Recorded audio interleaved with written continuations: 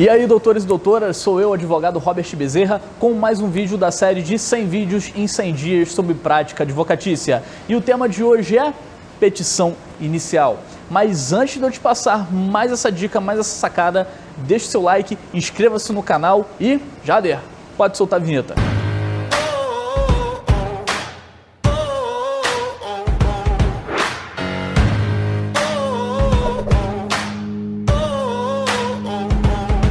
Petição inicial, um tema um pouco mais tranquilo para uns, mas o que eu tenho visto por todo esse país é que é um tema muito espinhoso para muitos advogados, principalmente para aqueles que estão em início de carreira. Por quê? É sempre aquela questão, professor, eu não sei escrever uma petição inicial, professor, eu nunca fiz uma petição inicial na minha vida. Tudo na nossa vida que nós fazemos, em algum momento nós nunca havíamos feito. Não é mesmo, Jader? Você se lembra da sua primeira vez? Algumas primeiras vezes, né? A primeira vez que ele filmou, a primeira vez que ele andou, a primeira vez que ele comeu. Então, tudo na nossa vida, você sempre vai ter uma primeira vez, até você ir se aprimorando. E da petição inicial também funciona da mesma forma. Quando você fizer a primeira petição inicial, acredite ou não, mas é muito provável que seja uma das tuas melhores petições no que vamos falar acerca dos requisitos da petição inicial. Por quê? Porque você, jovem advogado, pequeno gafanhoto, você está tão ansioso, mas tão ansioso, tão preocupado em fazer uma boa petição inicial e também não fazer besteira no judiciário, que normalmente você não erra. Exatamente. Quando você já está ali calejado, é igual dirigir carro. Normalmente quem bate com o carro, quem faz aqueles acidentes desastrosos, são os motoristas experientes. Por quê? Eu já conheço o meu carro. Pô, meu carro, eu já conheço o tempo de aceleração, conheço o tempo de frenagem, eu consigo dirigir muito bem falando ao telefone, isso para mim não é problema. E para o advogado também funciona da mesma forma, quanto mais experiente ele fica, ele para de ter uma série de cautelas, uma série de precauções. Então provavelmente no que diz aos requisitos da petição inicial, você não vai errar tanto, você vai errar bem menos, legal? Agora, professor, como é que eu faço a minha petição inicial?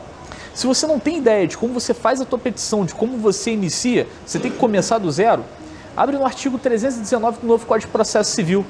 Quando você tem o artigo 319 nos seus incisos, ele traz todos os requisitos que você tem que ter na petição inicial, tal como o endereçamento, o tópico dos fatos, o tópico do direito. Você também tem que ter os seus pedidos. E veja, o endereçamento. O endereçamento você vai ter que pegar, vai ter que estudar, vai ter que ver ali qual o juízo competente para você poder ajuizar aquela ação. Se você, claro, estiver ali falando de petição inicial, você está pelo autor. Então você vai ter que ver, vai ter que estudar direitinho para ver qual o juízo competente. Molezinha. Depois, qualificação das partes. Na qualificação das partes, no inciso número 2, ele diz toda a qualificação, quais são os dados que você precisa colher do seu cliente e também que você precisa saber do réu para poder fazer a qualificação das partes. Lembrando que quando se trata do réu, claro, você não conhece o réu, às vezes é muito difícil você ter todas as informações daquele réu, você ter a qualificação completa. O que você precisa indicar? A qualificação mínima para poder localizar aquele sujeito para que ele receba a citação. Bacana?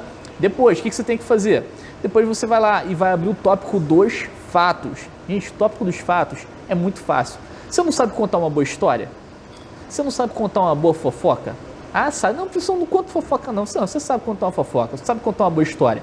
Quando você está ali, você senta numa mesa do bar, sentou na mesa do bar e está ali com teus amigos conversando. Você não vai contar uma história, você não sabe contar a história da vida de alguém ou até mesmo da sua vida. Então você sabe fazer o tópico dos fatos. A petição inicial não é um bicho de 7 cabeças, a advocacia não é um bicho de 7 cabeças. Existem certos estigmas, crenças limitantes que devem ser quebrados. Então o tópico dos fatos é você narrar para o juízo, é você aproximar do juízo os fatos que estão ensejando, os fatos que estão embasando os pedidos que serão formulados logo abaixo. Então faça uma narrativa, e essa narrativa de uma forma organizada, numa linha do tempo. Nunca faça uma petição inicial parecendo que você está assistindo um filme no cinema.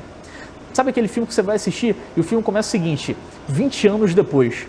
E depois de 2 horas de filme que você vai entender, você fala, ah, tá, então foi isso que aconteceu lá no início. Então, a tua petição inicial, o tópico dos fatos, ele tem que ter começo, meio e fim. Ele tem que ter toda essa organização. Então, escreva numa linha do tempo. Depois, o tópico do direito. O tópico do direito também importante, também muito importante para a tua petição inicial. Ele é o quê?